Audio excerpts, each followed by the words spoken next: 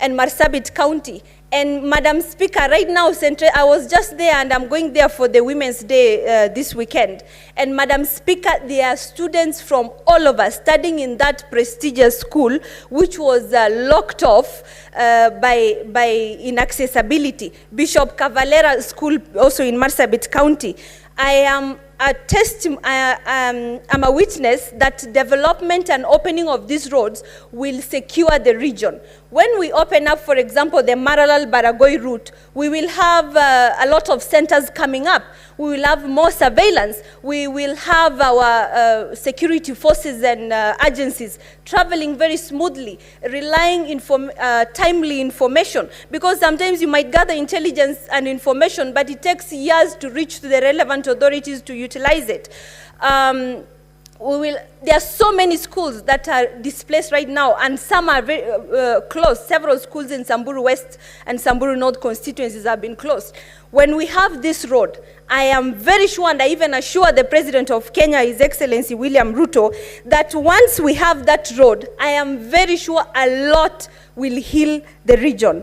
Madam Speaker, we know that there is that notorious belt within Samburu County, which is bordering Baringo and West Pokot and Turkana County.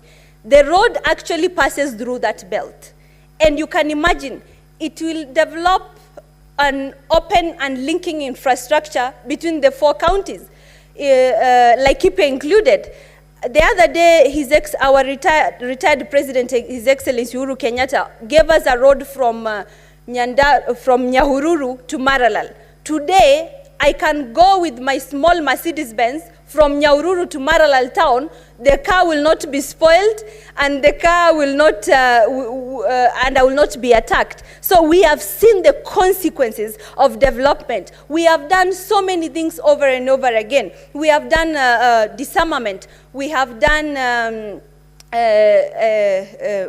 people have been sentenced. We have arrested people who have been accused of taking part in banditry. But these have not borne any fruits.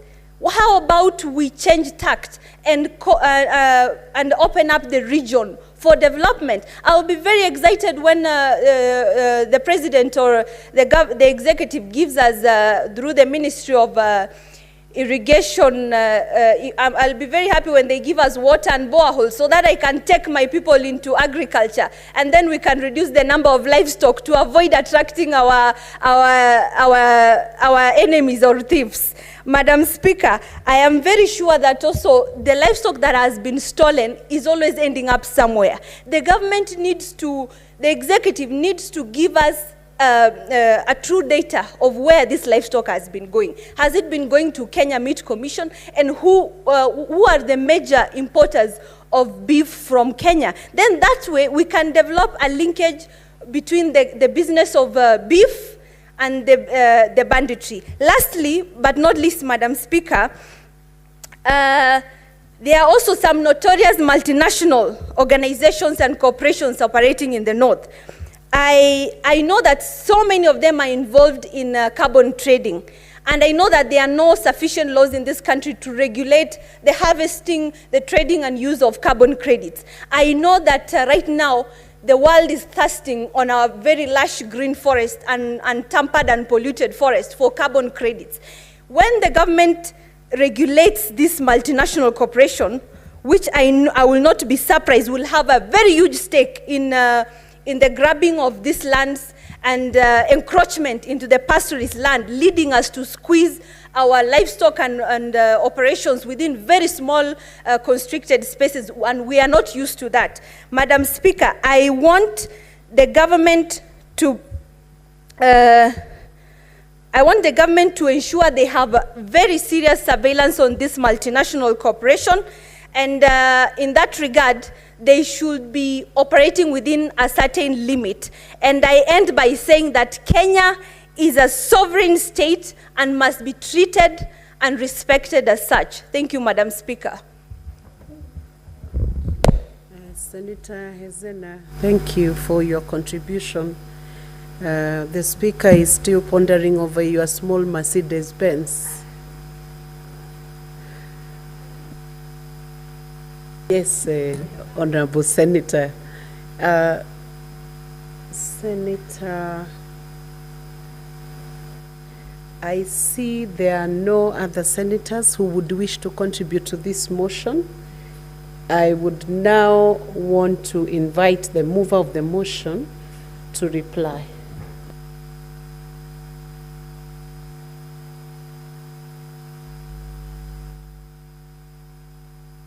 Senator Cheptumo, hold on a minute. Can you approach the clerk's desk?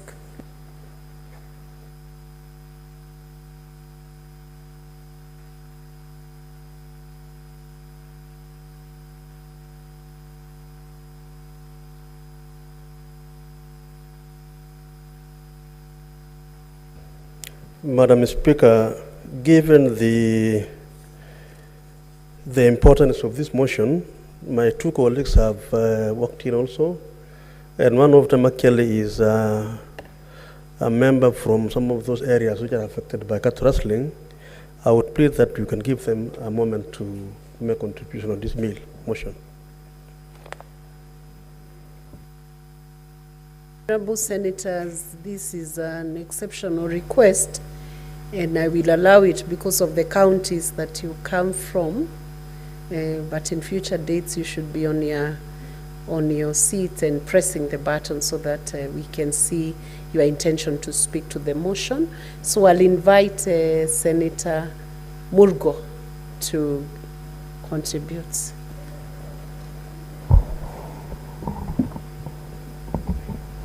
Thank you very much, Madam Speaker, for giving me the opportunity to be able to add my voice to those of my colleagues.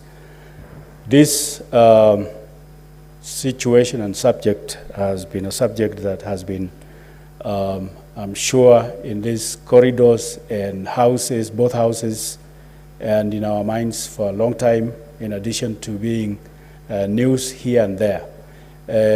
But at this time, I would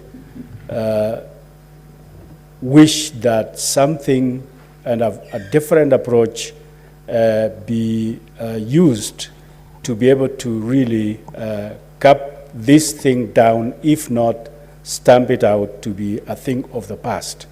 Because this situation has affected a lot of lives negatively.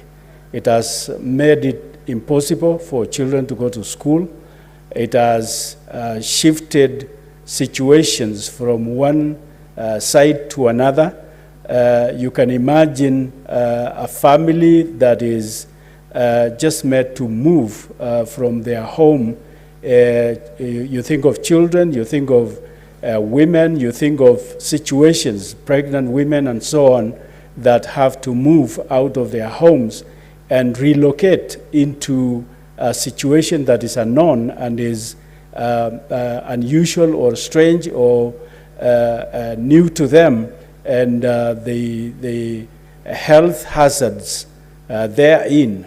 You talk of sometimes being in the cold, sometimes being rained on, and sometimes going without food, because movements make food situations be unstable.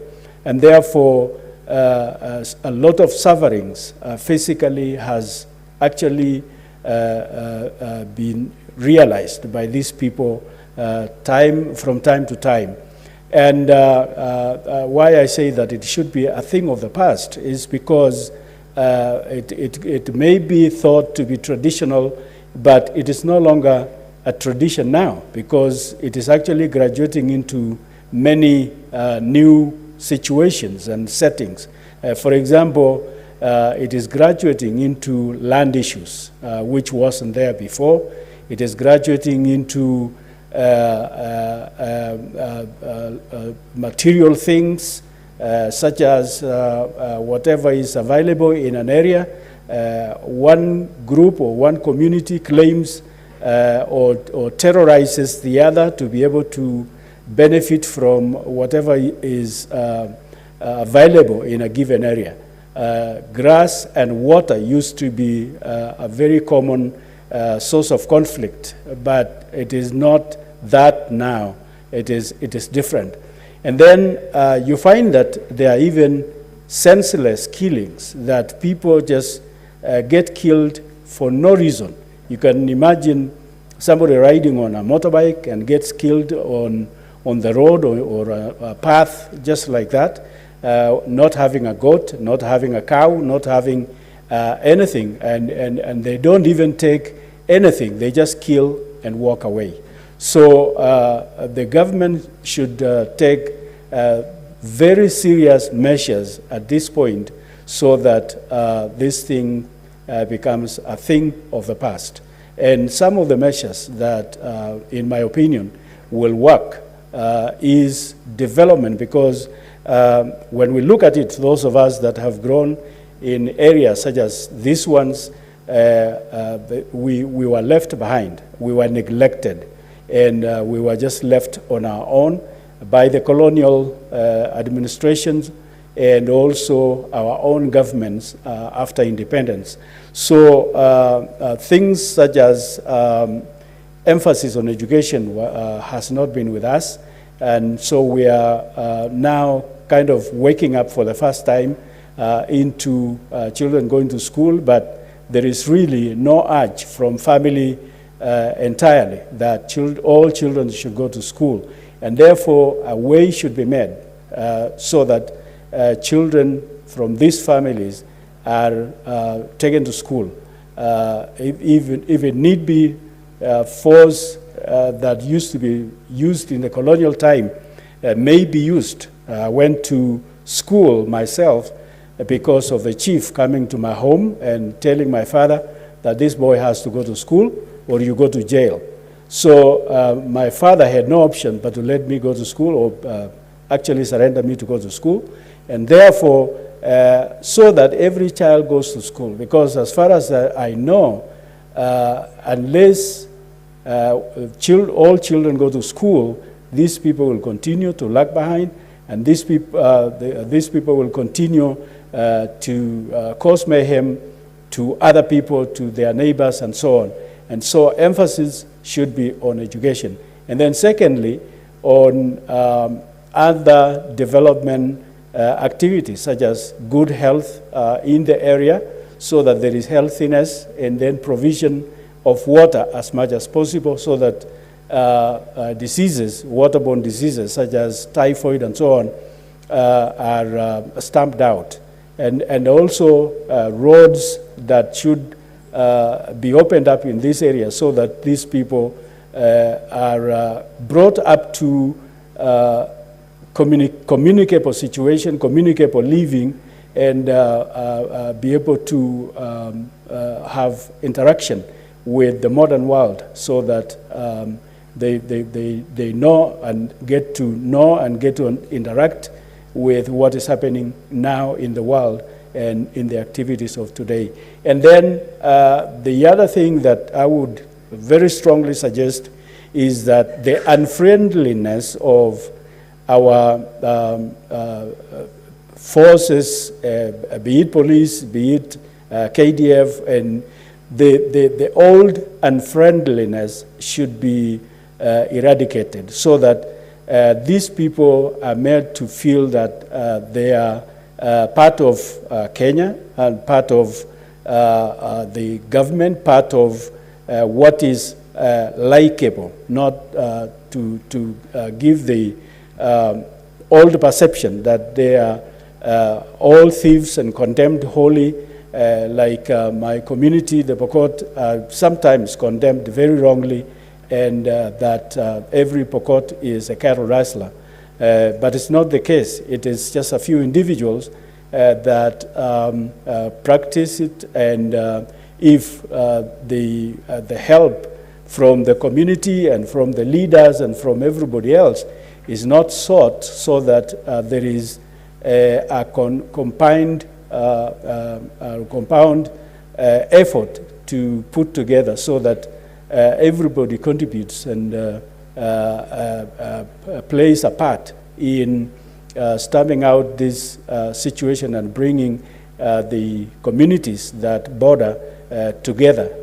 It will be something that it will not really be good if our forces use force. Force will never work, but friendliness and put